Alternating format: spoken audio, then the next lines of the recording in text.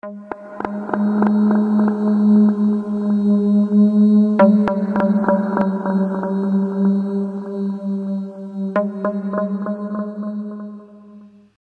guys, jumpa lagi di SCH kali ini.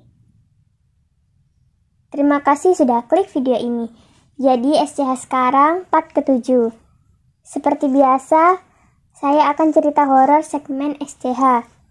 Yang belum nonton silahkan buka playlist SCH. Ada cerita horor seru di sana. Masuk yuk cerita orang tua jahat.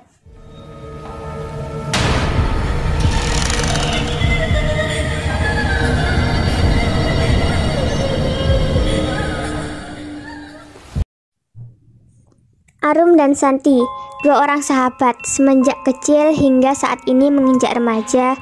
Karena mereka berdua adalah teman dari kecil dan rumah mereka memang tidaklah jauh, dan mereka sering menghabiskan waktu bermain di rumah masing-masing bergantian. Karena Santi adalah anak tunggal dan dia tinggal bersama ayahnya, karena ibunya sedang merantau di luar pulau. Karena mereka bersahabat, ayah Santi juga sangat baik kepada Arum.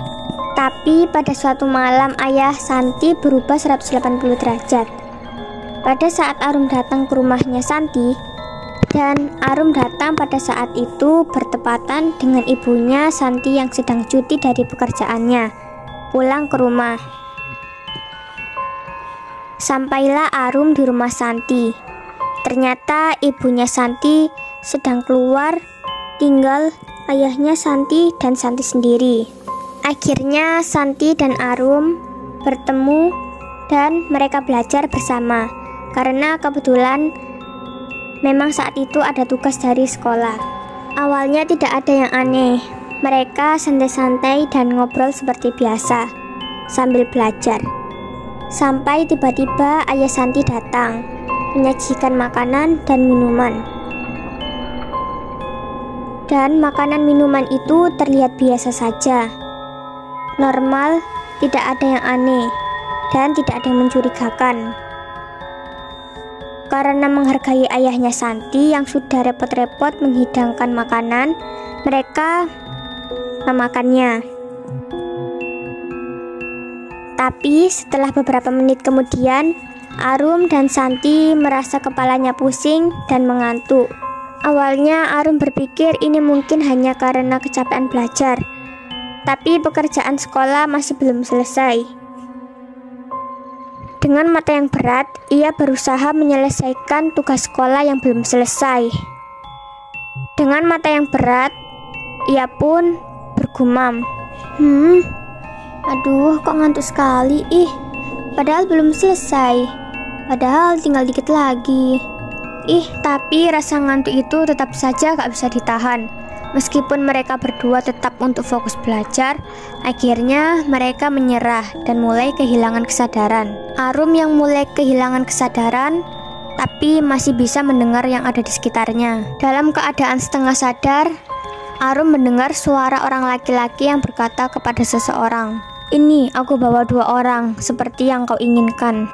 Arum mendengar lagi, ada yang menjawab, dan suara laki-laki dengan nada berat dan seram. Ia berkata, "Habisi mereka dua-duanya sekarang." Dan suara satunya menjawab, "Di mana tempat yang kau mau?" Tapi samar-samar Arum mendengar suara itu dan seperti mengenal suara tersebut. Dan dia sadar itu adalah suara ayah Santi, meskipun dengan mata tertutup. Karena rasa kantuk yang menyerangnya, dalam hati ia berkata, "Ini kan suara ayah Santi, tapi kenapa?"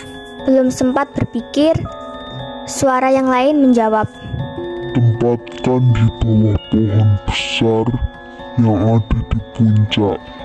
"Ya sudah, istriku akan aku suruh menyiapkan segalanya." Tiba-tiba Arum merasa ada yang mengangkat tubuhnya, tapi ia tak tahu siapa yang mengangkatnya, dan tak tahu kemana dirinya mau dibawa. Ia pun pasrah dengan kejadian tersebut. Ia hanya berdoa hingga ia pingsan. Dan saat bangun di dalam mimpi, dia melihat sosok hitam besar, bertaring dan menakutkan. Rambutnya panjang. Sosok itu berkata kepada Arum, "Kamu dan anak itu punyaku selamanya.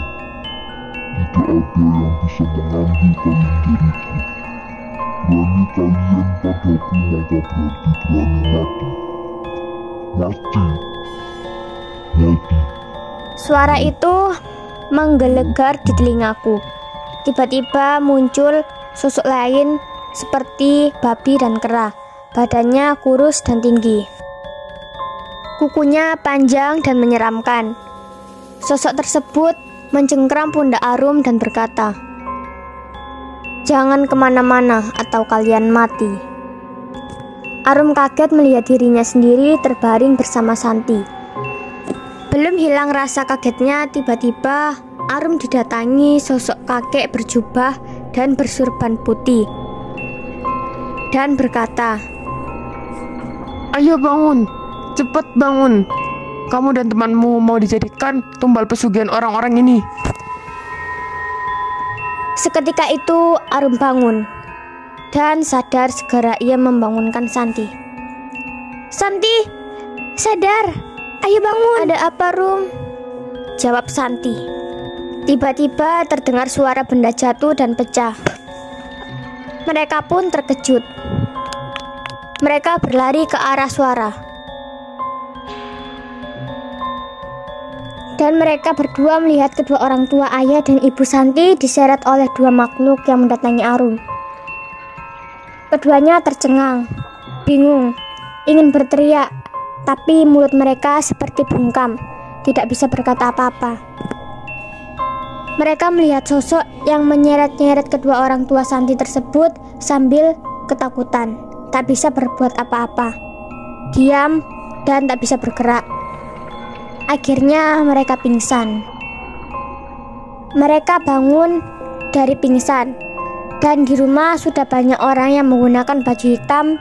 Di depan rumah sudah ada bendera kuning. Orang tua Santi sudah meninggal. Ayah dan ibunya sudah tidak ada lagi. Karena keserakahan, mereka rela menjual nyawa kepada setan.